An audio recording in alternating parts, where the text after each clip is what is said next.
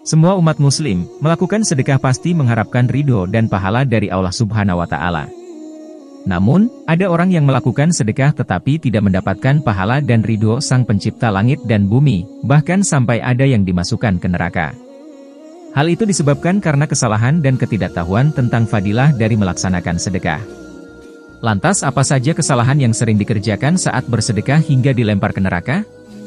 1. Mencari pujian dari orang lain. Hal ini mungkin masih banyak ditemukan pada masyarakat, yakni bersedekah tapi dengan niat pamrih kepada orang lain. Apabila niat kita bersedekah hanya untuk mencari pujian orang lain, maka tidak akan mendapatkan pahala dari sedekah itu. Allah berfirman, "Engkau dusta, engkau berbuat yang demikian itu supaya dikatakan seorang dermawan murah hati dan memang yang begitulah yang dikatakan tentang dirimu." Kemudian diperintahkan malaikat agar menyeretnya dan melemparnya ke dalam neraka, hadis riwayat Muslim.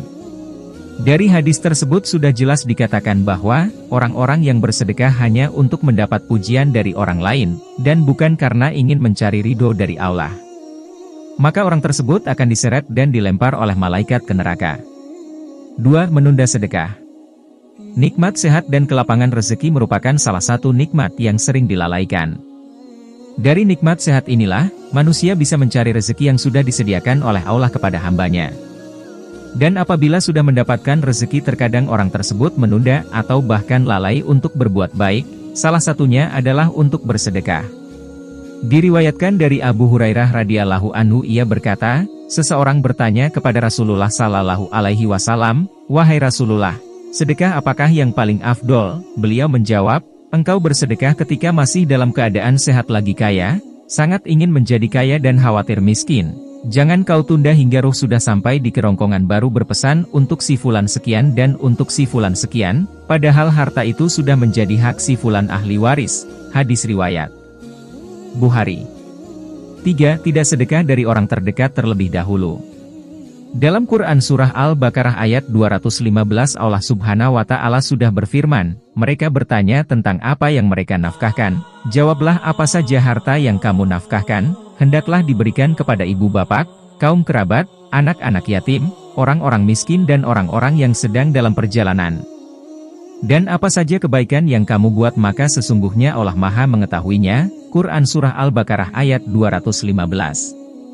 Rasulullah Sallallahu Alaihi Wasallam pernah bersabda, sesungguhnya sedekah kepada orang miskin pahalanya 1 sedekah, sedangkan sedekah kepada kerabat pahalanya 2 yaitu, pahala sedekah dan pahala menjalin hubungan kekerabatan. Hadis riwayat Tirmidzi, An-Nasa'i dan Ibnu Majah. 4. Perhitungan dalam sedekah. Rasulullah Sallallahu Alaihi Wasallam pernah bersabda, bersedekahlah kamu dan jangan menghitung-hitung, karena Allah akan menghitung-hitung pula pemberiannya kepadamu, dan jangan kikir karena Allah akan kikir pula kepadamu. Hadis riwayat Muslim. 5. Mengungkit sedekah. Hai orang-orang yang beriman, janganlah kamu menghilangkan pahala sedekahmu dengan menyebut-nyebutnya dan menyakiti perasaan si penerima. Quran Surah Al-Baqarah ayat 264.